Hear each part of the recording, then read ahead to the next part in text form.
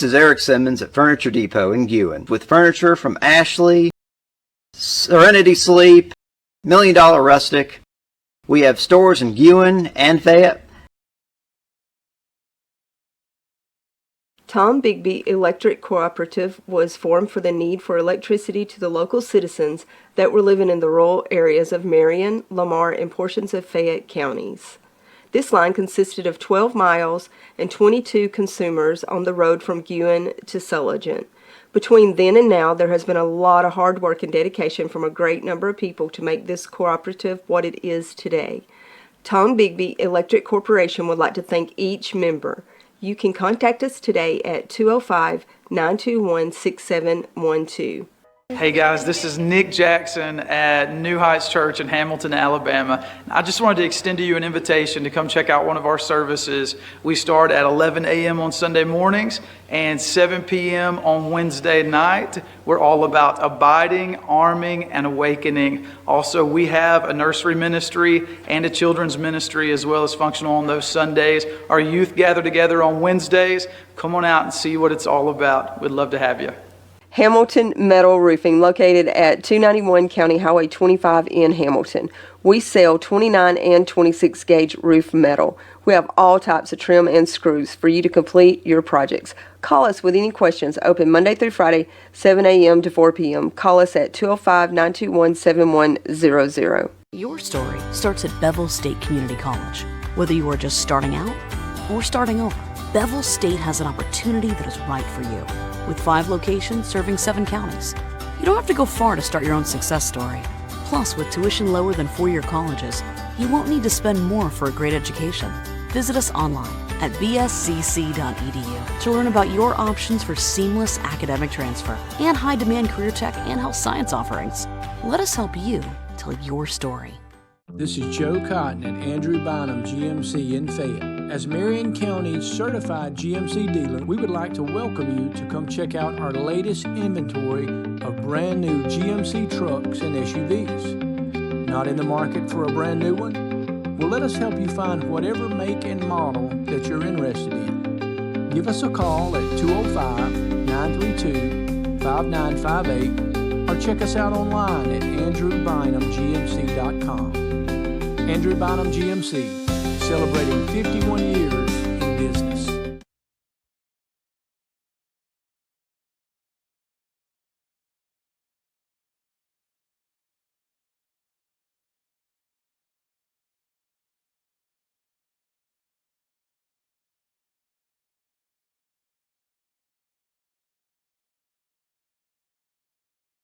I'd like to welcome everyone here this morning for our board meeting. We'll stand and have our invocation and pledge of allegiance. Greg, would you pray for us this morning? Yes, sir. Lord, come to you today just thanking you for many blessings in life. And dear Lord, just thank you for the rain that you sent our way this weekend. And dear Lord, just ask you as we enter this meeting that everything we say and do will be pleasing unto you. And dear Lord, just be with the people in the county that's going through different situations. You know, each need, just lift them up to you at this time. Dear Lord, all the people that's lost loved ones, just ask you to touch them and bring peace and comfort to them as only you can. Dear Lord, now I just ask you to forgive me for I fail you. In Jesus' name I pray. Amen. Amen.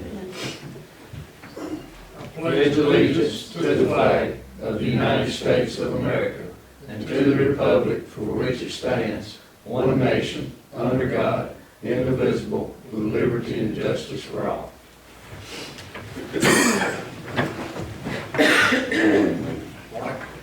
call the meeting to order, and this first thing on the agenda is the recommendation to approve the minutes of the April 6, 2026 regular meeting. Do we have any discussion? Do we have a motion? Motion made by Greg. Do I have a second? Second. Tim, second. All in favor? Recommendation to approve accounts payable. Do we have any discussion of that? I need a motion. Motion. Tim made a motion. Do we have a second? I'll second. Kenneth seconded. All in favor?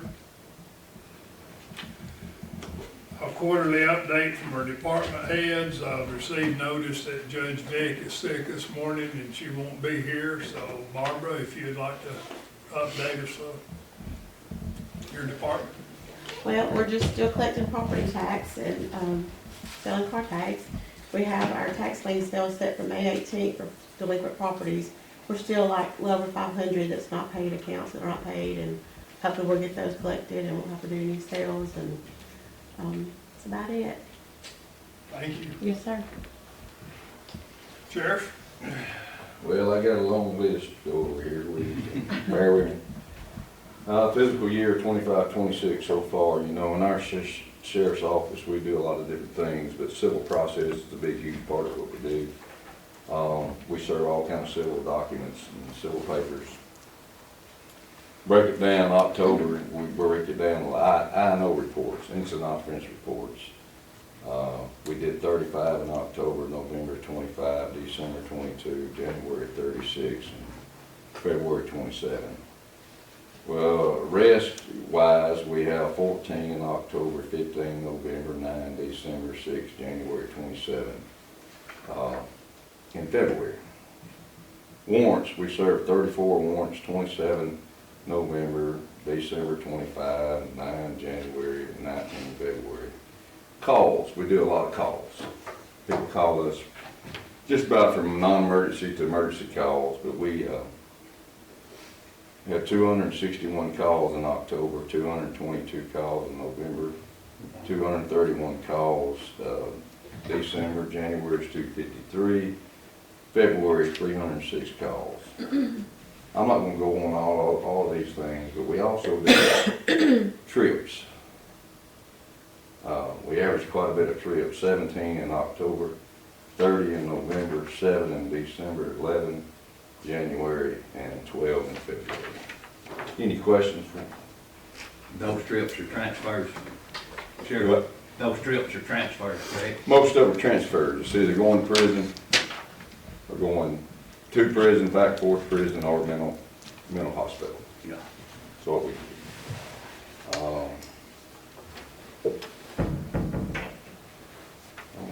This is basically the same thing. Jail numbers. January was 192 inmates coming through in January with a monthly average about 203. February was 196.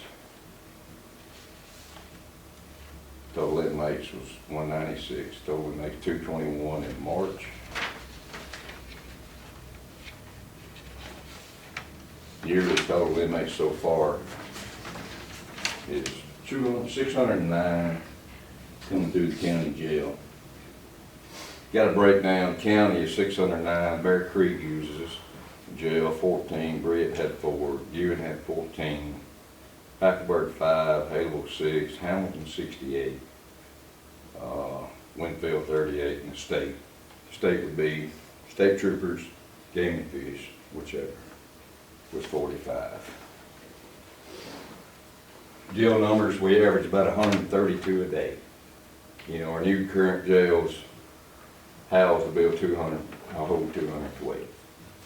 So I'm working on trying to get a federal contract to hold some of these ICE detainees so we can bring in some more money, or bring in money. Hopefully I can get that worked out in the future. Now this is an interesting report right here to me. This is the county courthouse annual report. I don't know if y'all knew, but we keep up daily totals, how many people come through. The year of 25, there was 93,348 people come through the county courthouse being checked. We break down what we find: guns, knives, drugs, other. Most people have knives. There's been a couple guns retrieved, but there's been several bullets. I don't know why people have bullets in their pocket, but that's what we got. But they, you know, that's the interesting stat. 93,000 people come to the county court. Sheriff, how many's been arrested for trying to bring narcotics in with that? In the courthouse? Yeah. I'm just curious, you know, because you know, having court and stuff like that, Right. and trying to get drugs in the, We've gotten 5 that's been actually been arrested This year or last year? last year. This is last year's total. yeah. Last year's total. But that's interesting, I thought. You don't realize that many people, around 8,000 people a month go through the courthouse. So that's kind of what we do. You know, it's a breakdown. Like I said, the sheriff's office, we have 2 different divisions really, civil process and criminal. And that's not counting the criminal activity or criminal investigation work that we do also.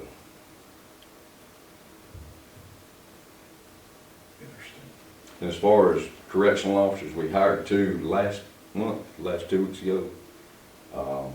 One of them didn't make it.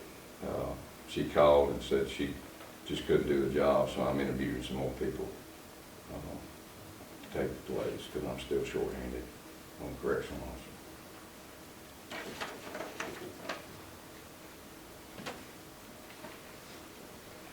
Thank you, Sheriff. There's one more thing, that sheet I just dropped. Back a couple of years ago, finally got a civil process bill passed, if you'll remember what I'm talking about. We get a little money on papers coming in. The report I got back from the clerk's office, this is since October 1st, is around $13,200 that was taken in by serving some of these civil papers. I had the bill where it was $50 per paper, but once it went through the court system, they cut it down to $50 per case. And then we don't get anything for serving any kind of juvenile papers.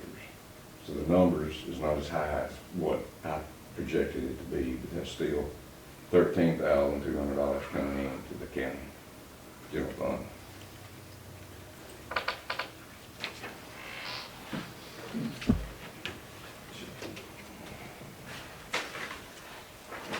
Chairman, if it's okay, Judge Vick had asked me to read this report from her. It's primarily about the election, if that's okay. She, of course, apologized for not being able to be here due to illness. The big item, as you all know, is the primary election. That this May 19th is a party election. It is set aside to determine who will represent the party, either the Republican or Democratic Party, in the general election in November. If a candidate is running unopposed, that candidate has won the party nomination for the November election. Write-ins are not allowed in primaries. I know that question has come up a little bit with Judge. If a candidate is unopposed, their name will not be on the ballot on May 19th. So you may have some people like, I went to vote and Tim, your name wasn't on there. Well, if it's unopposed, it will not be on there. If there is opposition, obviously the candidates will be on the ballot. The precinct lines did not change, but the county commission district lines did. So, you know, if you're unopposed, you're not going to appear on the ballot. So just you know, make sure your people understand that. And so, how do voters get the correct ballot? There's a lot of misinformation being put out there. Voters are assigned county commission districts based upon 2 things: the legal description of the commission districts that has been entered into the street rules of the voter registration database by the Board of Registrars. And that's after the map that we produced was sent over and they put it in. And second, the district assignments are based upon where the voter has registered. That's not always where they live. Obviously it should be, but voters need to update that information if they have moved in the time since the last election. Judge Vick's office is working to get certain information out. Next week, the voter list will be published in the Journal Record.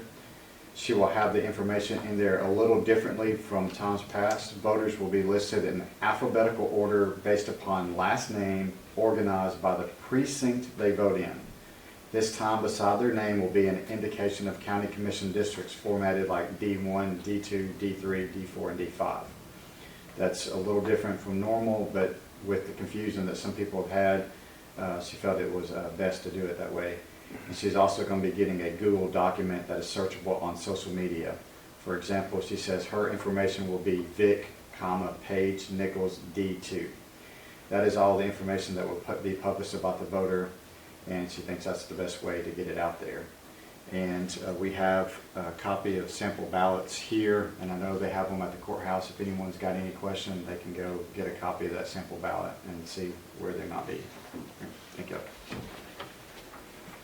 Scott, could you ask her if she could include that in the paper, that if you're unopposed, that you will not be on the ballot to Yes, keep? sir. Yes, sir. I mean, before those of us that are not go getting phone calls. Yes, sir. Wesley? Engineer's Office Solid Waste, we've hired another person, or it's on the agenda today to hire another employee. We had a person quit due to his previous job calling him back. We're trying to keep our CDLs drivers that we have that come in with their CDLs. We are working on patching season, has started. We're did a test section with our chip sealer and everything last week. Looking at rock types, those kind of things, trying to get ready for the summer, getting ramped up. I'm gonna be in contact with each one of you about equipment, personnel. When can we borrow a guy to move to other districts and things? I know in the past we've kind of helped out each other with enough equipment and things to do our patching. In the next week or two, you'll see a notice to proceed sent to our contractors about our paving County Road 34. That is due to our bid deadline on it. And so it's kind of where we're at as far as the engineer's office and what we've got moving forward for the summer, where we're at. What about the bridge approachments? The bond's supposed to be doing? The project let February 27th. I've communicated with the construction engineer for the Fed area office that is handling the E&I on that project.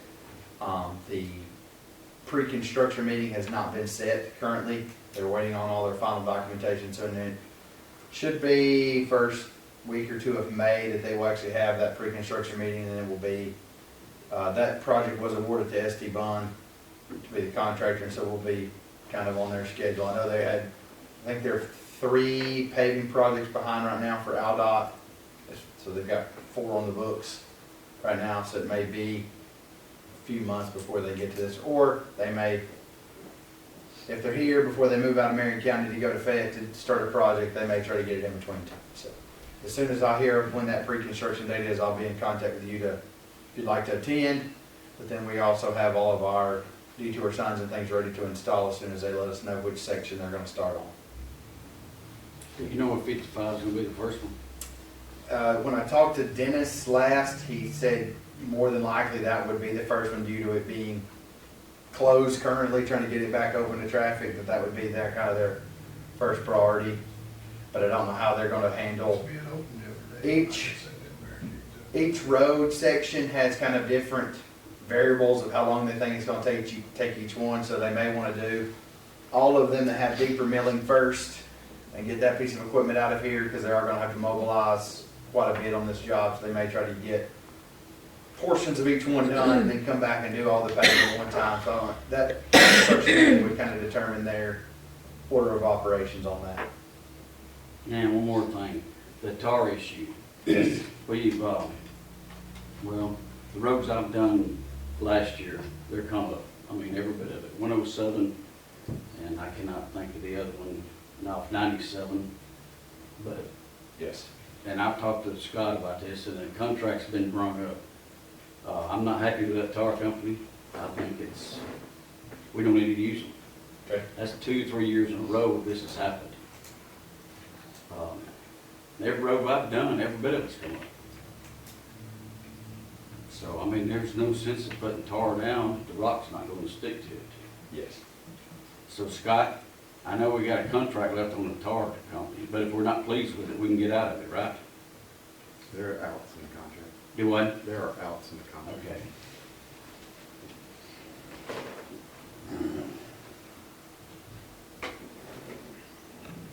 Any other questions for me? Thank you, Wesley. Yeah, and I think I heard you got the rock straightened out too, right? Yes.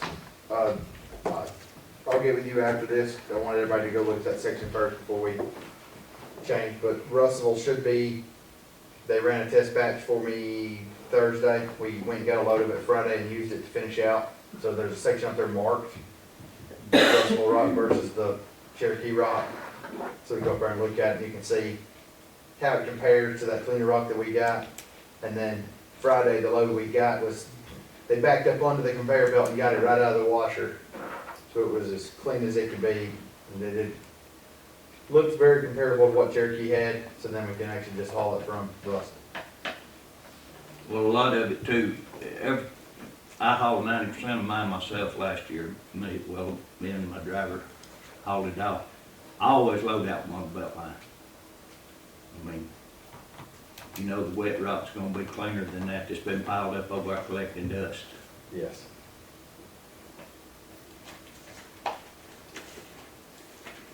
Any other questions? We'll move on. Next, I have a recommendation to approve the application from Marion State Crisis Intervention Program, law enforcement first responder $250,000 grant, and to authorize the chairman to execute the necessary documents. We have our district attorney, Scott Slatton, with us, and he's going to enlighten us of what we got. It's a federal law enforcement grant. Came down through the feds through ADECA. It's open for this month only. It's for crisis intervention, includes training for crisis intervention first responders. I found out about this on a call with ADECA. At that time they had, I think that was April the 8th, they had 0 applicants for the grant.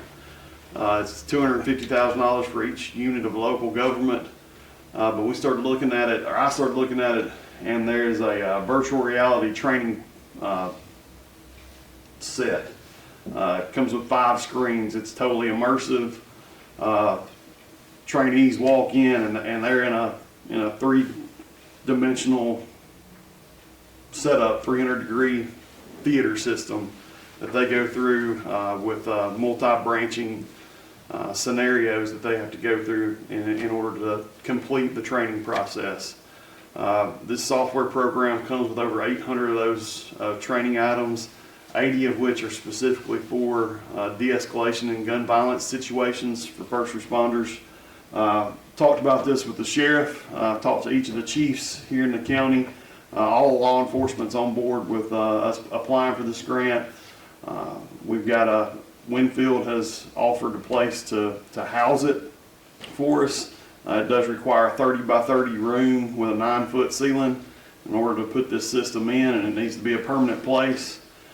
So when we all kind of sat down and talked about it, Winfield's got some room to put that in.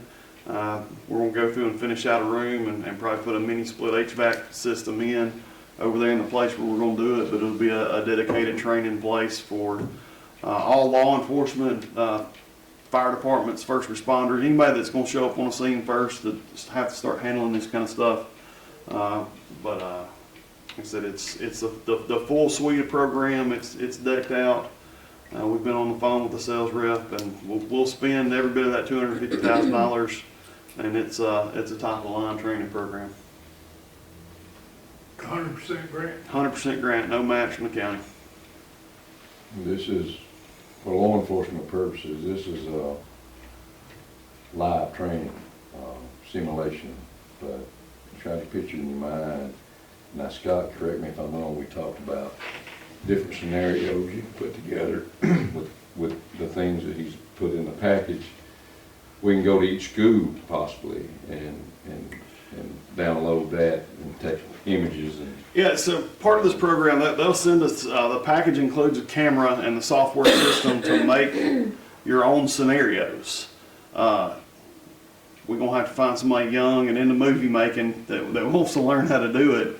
But we can go in and we can actually shoot video at our own school system, at our hospitals, and make training scenarios in those locations that are, it's not some benign school that you're going through. You could have an active shooter situation training program through this, at Hamilton Middle School. or Winfield High School. It can be the actual school that our responders are going to have to go into to respond to these situations. Those things can be put together.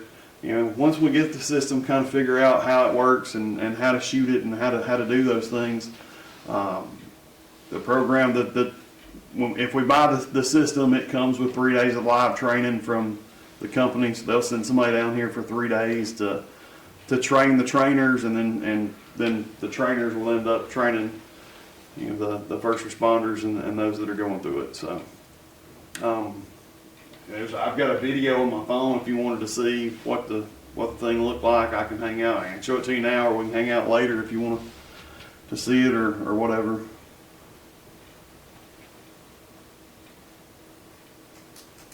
Scott, you can probably put it on that TV, couldn't you? After the meeting's over? We could, I think, we could hook his phone up to the screen. Good to see. Yeah. Any other questions for Scott? Thank you, Scott. Well, you've heard it explained to us by the district attorney. We have a motion. I'll make a motion. I'll second. Got a motion and a second. All in favor?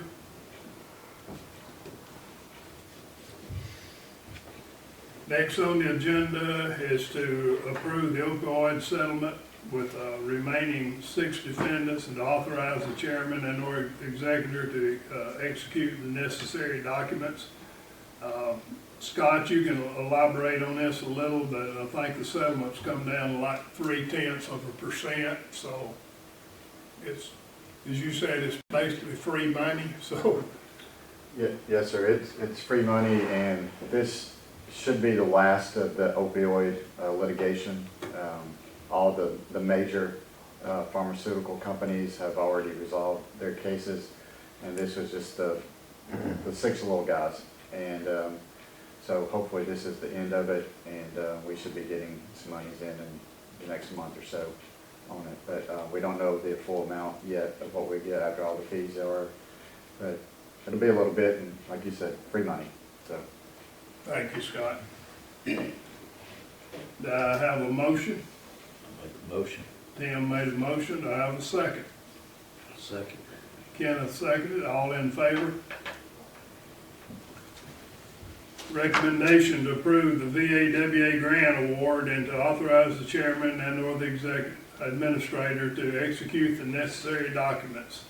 I know this is through the DA office, correct, Yes, Scott? This is basically your family violence grant that. Yes, this is the yearly Violence Against Women's grant program that comes down. It funds part of an investigator and portions of assistant prosecutors to prosecute domestic violence cases, investigate domestic violence cases. You have any questions for Scott? I have a motion. I'll make a motion. Tim made a motion. I have a second. Greg seconded. All in favor? Have the recommendation to move Gerald Broderick to a full-time position with 6 years' experience. Kevin, you want to elaborate on that a little? Well, a couple of weeks ago, we hired him as a security officer at the courthouse, enlisted part-time. I've had one that's been off on medical leave. Don't know about the status of him coming back, so I needed a full-time person, and Gerald stepped up and said he'd take it. So what we had to do is amend the hourly rate that we hired him in a couple of weeks ago. So and plus it's part-time to full-time at the courthouse. He's working strictly at the courthouse. What will the difference be from part-time to full-time? 1375 to 18 is quite a bit of difference, because he's a certified police officer and he's still certified and keep his APO certificate up.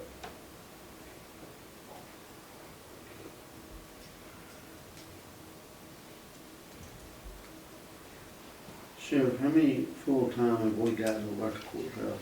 You've got Vicky Powell works full-time, and then the rest of them are part-time. So he'll make the second. Second, yes. second. Because Ronnie Vicker is part-time, and then Tommy Knight's part-time.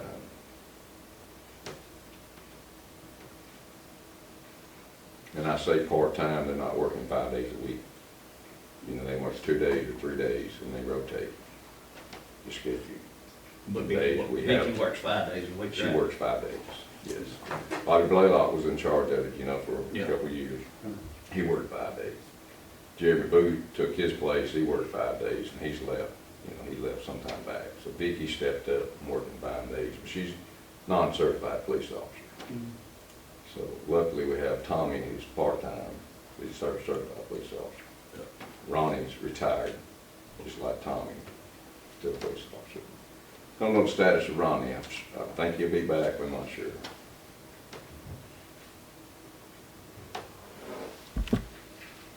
Any further discussion? Do I have a motion? I'll make a motion. Kenneth made the motion, do I have a second? Second. Tim made a second, all in favor? We have a recommendation to hire Matthew Mosier with solid waste. It's a non-CDL, $14.75 an hour, 6 months to obtain the CDL. Need to elaborate anything, Wes, or other than what's been said? We're just trying to replace one of our drivers. Russ and I have talked through, we have a meeting the 29th with a representative from Bevel that's gonna be at the Winfield, Career Center, looking at trying to get a class of, because we've got 2 other employees that need their CDLs. And so Bevel said if we could have 3 of ours, we could have a class in the drive, they'd pick them up here, and the truck would be stationed here at the Hamilton campus, and they would drive to class, get their hours of training and things, and try to do a class just for us to get all of them. That way we'd have 3 more CDL drivers at that point. Could you notify us of when it's scheduled where Yes. we could attend also? Yes. Do I have a motion? Make a motion. Greg made a motion, do I have a second? I'll second. Kenneth seconded, all in favor? Have a recommendation to approve the purchase of the metal building for the airport. Wesley, will you give them an update on the building, the cost, the installation, how that's gonna work? This building is a 150 by 50 open canopy style hangar shed. It's been on our master plan since 1990 to build one of these open style hangar sheds. Most of these in the surrounding airports are renting $150 a month to be in just an open shed.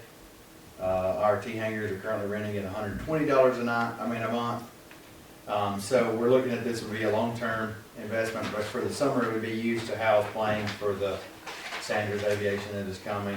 Talked to one of the representatives last Friday. Their project is not slated to start now till the middle of May. And they have updated them, it may take 90 days for them to complete the repairs in Jasper. And so this building would be placed between, all the groundwork has already been placed for this building. It was actually completed in 2012. They actually had extended 2 of our concrete taxiway strips there for a hangar. And so, this is going in between there where it's already got a pad. All we're having to do is take off the grass and it's ready for installation.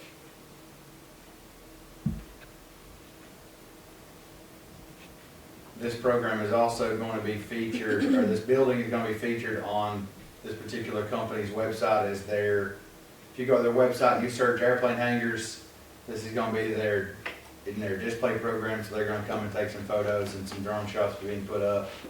And then it was some significant cost savings to us for allowing them to come and take pictures of it being installed. Will you give us a quote of the cost of that building again? It is $96,000 on this And normally it was one. without this. The other bid was $165 roughly for the same exact building if we didn't include enough programs. Thank you, Wes. Yes, sir. Do I have a motion? I'll make a motion. Kenneth made the motion, do I have a second? Greg seconded, all in favor?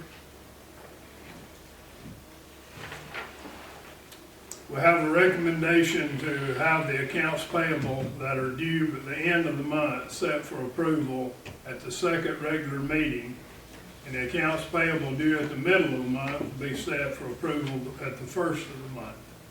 Do we have any discussion? Do I have a motion? I'll make a motion. Tim made a motion, do I have a second? Second. Greg, Kenneth, they both, all in favor? I have a recommendation to adjourn. Make a motion. That was a recommendation to have a motion, I'm sorry. Kenneth made the motion, do I have a second? Second. Tim seconded, all in favor? Thank you very much. This is Eric Simmons at Furniture Depot in Guin with furniture from Ashley, Serenity Sleep, $1 Million Rustic. We have stores in Guin and Fayette. Tom Bigby Electric Cooperative was formed for the need for electricity to the local citizens that were living in the rural areas of Marion, Lamar, and portions of Fayette counties. This line consisted of 12 miles and 22 consumers on the road from Guin to Sulligent. Between then and now, there has been a lot of hard work and dedication from a great number of people to make this cooperative what it is today. Tom Bigby Electric Corporation would like to thank each member. You can contact us today at 205-921-6712. Hey guys, this is Nick Jackson at New Heights Church in Hamilton, Alabama. I just wanted to extend to you an invitation to come check out one of our services. We start at 11 a.m. on Sunday mornings and 7 p.m. on Wednesday night. We're all about abiding, arming, and awakening. Also, we have a nursery ministry and a children's ministry as well as functional on those Sundays. Our youth gather together on Wednesdays. Come on out and see what it's all about. We'd love to have you. Hamilton Metal Roofing, located at 291 County Highway 25 in Hamilton. We sell 29 and 26 gauge roof metal. We have all types of trim and screws for you to complete your projects. Call us with any questions. Open Monday through Friday, 7 a.m. to 4 p.m. Call us at 205-921-7100. Your story starts at Bevel State Community College. Whether you are just starting out or starting over, Bevel State has an opportunity that is right for you. With 5 locations serving 7 counties. You don't have to go far to start your own success story. Plus, with tuition lower than 4-year colleges, you won't need to spend more for a great education. Visit us online at bscc.edu to learn about your options for seamless academic transfer and high-demand career tech and health science offerings. Let us help you tell your story. This is Joe Cotton and Andrew Bynum, GMC in Fayette. As Marion County's certified GMC dealer, we would like to welcome you to come check out our latest inventory of brand new GMC trucks and SUVs. Not in the market for a brand new one? Well, let us help you find whatever make and model that you're interested in. Give us a call at 205-932-5958 or check us out online at andrewbynumgmc.com. Andrew Bynum GMC, celebrating 51 years